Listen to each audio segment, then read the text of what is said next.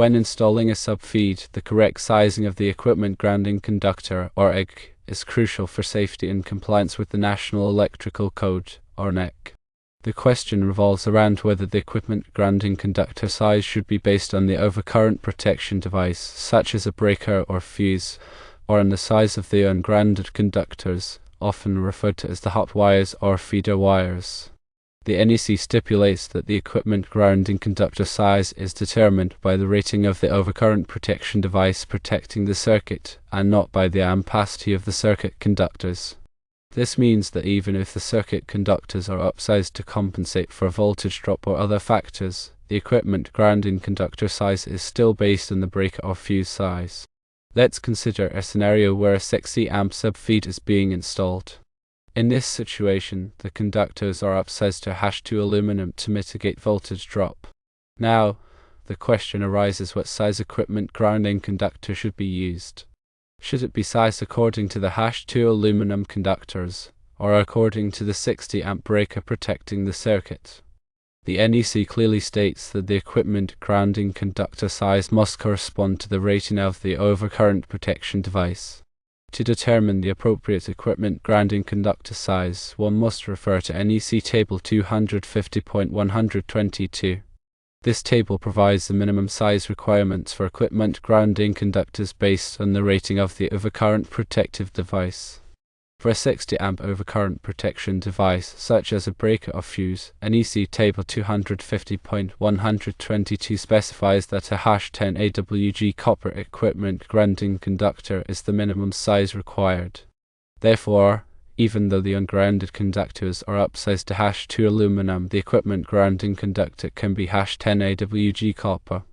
It's essential to understand the reasoning behind this requirement. The primary purpose of the equipment grounding conductor is to provide a low impedance path for fault current to return to the source in the event of a ground fault. This low impedance path ensures that the overcurrent protection device, whether it's a breaker or a fuse, will trip quickly and clear the fault, minimizing the risk of electrical shock or fire. The equipment grounding conductor does not typically carry current under normal operating conditions. Its sole purpose is to provide a path for fault current during a ground fault event. Therefore, the size of the equipment grounding conductor only needs to be sufficient to handle the maximum fault current that the overcurrent protection device is designed to interrupt. Now, let's delve deeper into the specifics of NEC Table 250.122. This table provides the minimum size requirements for equipment grounding conductors for various overcurrent device ratings. It's crucial to consult the most recent edition of the NEC to ensure compliance with the latest requirements. The table typically lists the overcurrent device rating in amps and the corresponding minimum size of the equipment grounding conductor in AWG or kcmil depending on the conductor material. It's important to note that NEC Table 250.122 provides the minimum size requirements for equipment grounding conductors. In some cases, it may be necessary to upsize the equipment grounding conductor to meet specific requirements or to provide additional safety margin. For example, if the circuit conductors are run in a long conduit run, it may be necessary to upsize the equipment grounding conductor to reduce impedance and ensure effective fault clearing. Additionally, local codes or regulations may impose more stringent requirements for equipment grounding conductor sizing. It's always advisable to consult with a qualified electrical inspector or engineer to ensure compliance with all applicable codes and regulations. In the context of the question, a copper bond is mentioned. A copper bond is a connection made using copper conductors or bonding jumpers to ensure electrical continuity and bonding between metallic parts. Bonding is the process of connecting metallic parts to form an electrically conductive path that has the capacity to safely conduct any fault current likely to be imposed on it. The purpose of bonding is to equalize the voltage potential between different metallic parts, thereby reducing the risk of electrical shock. When installing a subfeed, it's essential to ensure that all metallic parts, such as conduit, enclosures, and equipment, are properly bonded together and connected to the equipment grounding conductor system. This creates a low impedance path for fault current to flow back to the source, facilitating the quick and effective clearing of ground faults. Proper bonding also helps to minimize electromagnetic interference and improve the overall performance of the electrical system. In summary, when installing a 60 amp subfeed with #2 aluminum conductors, the equipment grounding conductor size should be based on the 60 amp breaker, which requires a minimum of #10 AWG copper according to NEC Table 250.122. It's crucial to understand the principles of equipment grounding and bonding to ensure electrical safety and compliance with the NEC. Always consult with a qualified electrician or electrical engineer for specific applications and to ensure adherence to all applicable codes and regulations. Understanding voltage drop and its implications is crucial in electrical installations.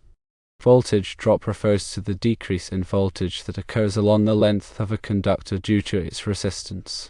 When current flows through a conductor, some of the electrical energy is lost as heat due to the conductor's resistance. This loss of energy results in a voltage drop along the conductor. Excessive voltage drop can have several negative consequences, including reduced equipment performance, overheating of conductors, and increased energy consumption. To mitigate voltage drop, it's often necessary to upsize conductors, meaning to use conductors with a larger cross-sectional area. Larger conductors have lower resistance, which reduces voltage drop. The amount of voltage drop that is acceptable depends on the application. The NEC provides guidelines for maximum voltage drop in branch circuits and feeders. For example, the NEC recommends that the voltage drop in a branch circuit should not exceed 3% and the voltage drop in a feeder should not exceed 5%. These recommendations are intended to ensure that equipment operates properly and that conductors do not overheat. Several factors influence voltage drop, including the length of the conductor, the current flowing through the conductor's resistance, and the conductor's temperature. Longer conductors have higher resistance, which increases voltage drop. Higher currents also increase voltage drop. Conductors with higher resistance, such as aluminum conductors, will have greater voltage drop than conductors with lower resistance, such as copper conductors. Conductor temperature also affects resistance. As temperature increases, resistance increases. To calculate voltage drop, one can use Ohm's law and the conductor's resistance per unit length. Voltage drop is equal to the current multiplied by the resistance. Various online voltage drop calculators and software tools are available to simplify the calculation process. These tools typically require inputting the conductor's length, current, conductor size, conductor material, and voltage. In the specific scenario of installing a 60 amp subfeed for sales trailer, upsizing the conductors to #2 aluminum is a common practice to address voltage drop. Sales trailers often have long feeder runs, which can result in significant voltage drop if the conductors are not properly sized. By upsizing to #2 aluminum, the resistance of the conductors is reduced, minimizing voltage drop and ensuring that the equipment in the sales trailer receives adequate voltage. When upsizing conductors to mitigate voltage drop, it's important to consider the ampacity of the conductors.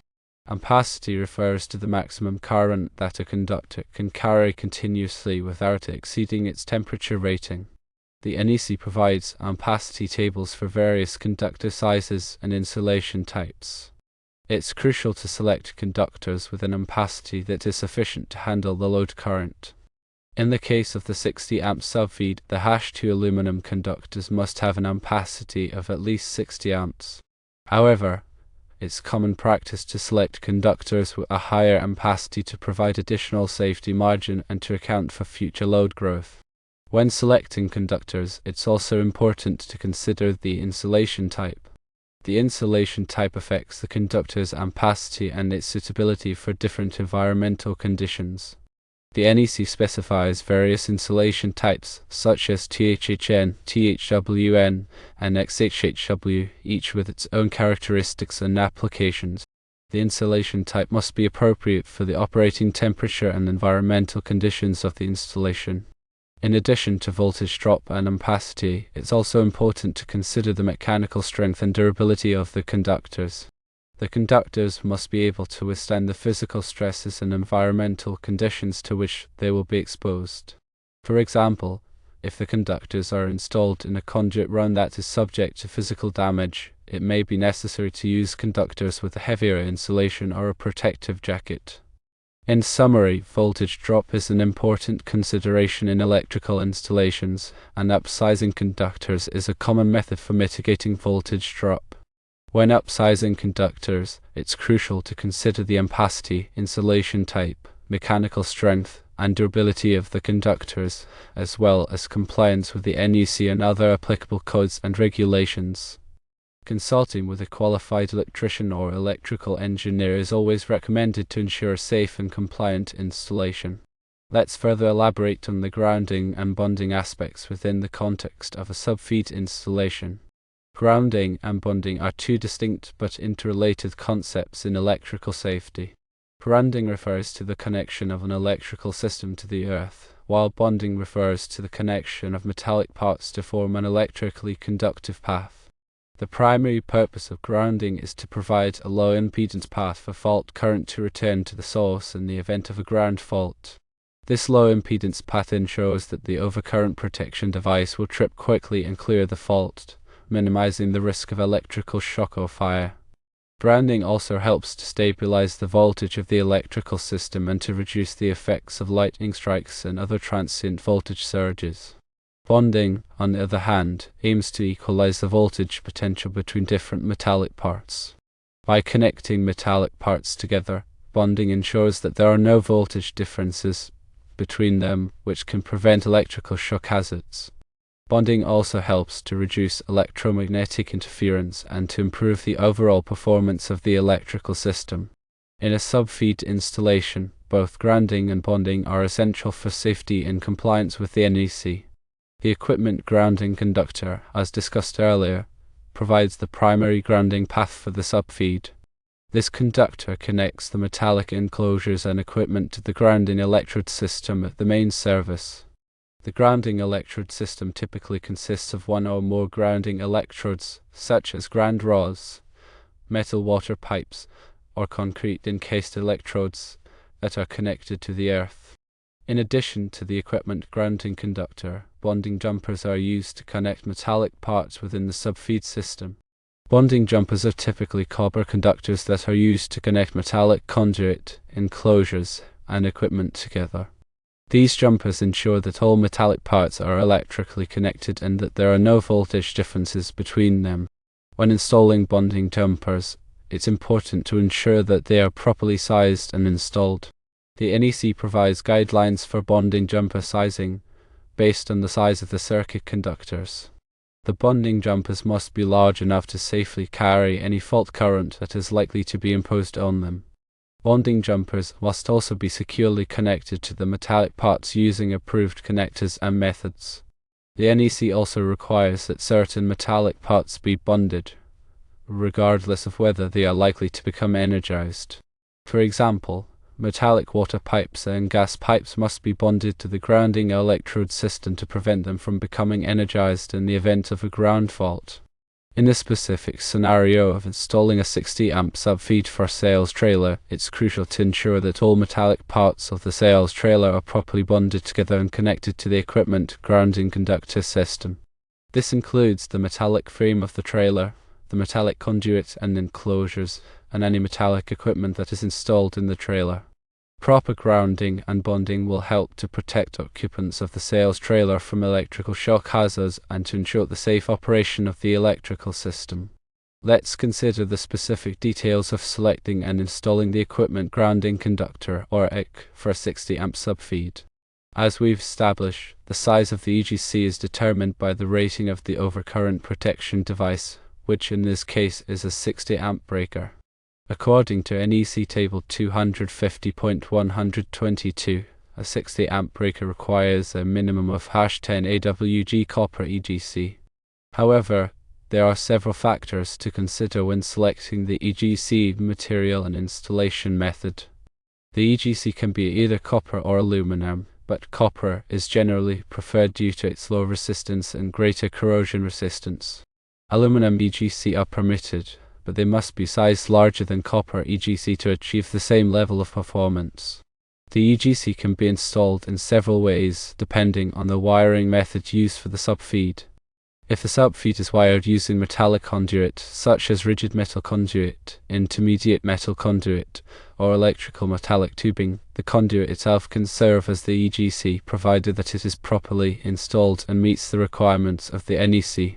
If the subfeed is wired using non-metallic conduit, such as PVC conduit, a separate EGC must be installed inside the conduit. The EGC can be installed as a bare conductor, an insulated conductor, or a conductor with a green or green with yellow stripes insulation. The NEC requires that EGC be identified by a continuous green color or a continuous green color with one or more yellow stripes, unless they are bare.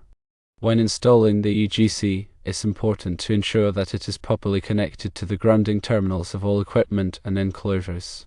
The EGC must be securely connected to the grounding busbar in the panel board or subpanel. The connections must be made using approved connectors and methods. It's also important to ensure that the EGC is protected from physical damage. The EGC should be installed in a manner that minimizes the risk of damage from impact, abrasion, or corrosion. In some cases, it may be necessary to install the EGC inside a conduit or raceway for added protection. When running the EGC in parallel with the circuit conductors, it's important to ensure that the EGC is the same length as the circuit conductors. This will help to minimize impedance and ensure effective fault clearing. If the EGC is shorter than the circuit conductors, it may not be able to carry the full fault current, which could compromise safety. In summary, selecting and installing the EGC requires careful consideration of several factors, including the material, size, installation method, and protection from physical damage. Following the requirements of the NEC and consulting with a qualified electrician will help to ensure a safe and compliant installation. Always remember that electrical work can be dangerous, and it should only be performed by qualified and experienced individuals. If you are not comfortable working with electricity, it's best to hire a licensed electrician to do the job. They have the knowledge, skills, and equipment to perform the work safely and correctly. Furthermore, it is important to remember that electrical codes and regulations can vary depending on the location. It is crucial to check with the local authorities to ensure compliance with all applicable codes and regulations. This may involve obtaining permits, inspections, and approvals before starting any electrical work. Failure to comply with electrical codes and regulations can result in fines, penalties, and even legal action. In addition to the technical aspects of electrical installations, it is also important to consider the safety aspects. Electrical shock can be fatal, and it is essential to take precautions to prevent accidents. Always turn off the power before working on any electrical equipment. Use insulated tools and wear appropriate personal protective equipment, such as safety glasses and gloves. Never work on electrical equipment in wet or damp conditions. If you are not sure how to do something safely, ask for help from a qualified electrician. Electrical safety is everyone's responsibility, and it is important to take it seriously. By following these guidelines, you can help to prevent accidents and injuries and ensure the safe operation of electrical systems. Finally, let's consider some best practices for electrical installations. Always plan the installation carefully before starting work. This includes determining the load requirements, selecting the appropriate wiring methods, and calculating the voltage drop. Use high-quality materials and components. This will help to ensure the reliability and longevity of the installation. Follow the manufacturer's instructions for all equipment and materials. This will help to prevent damage and ensure proper operation. Label all circuits and equipment clearly. This will make it easier to troubleshoot problems and perform maintenance in the future. Keep accurate records of the installation. This includes the wiring diagrams, equipment specifications, and test results. Inspect the installation regularly. This will help to identify potential problems early on. Perform maintenance as needed. This will help to keep the installation in good working order. By following these best practices, you can help to ensure that electrical installations are safe, reliable, and efficient. Remember that electrical installations are a complex and important part of our infrastructure. and they should be treated with respect and care. By taking the time to do the job right, we can help to protect ourselves, our families, and our communities from the hazards of electricity.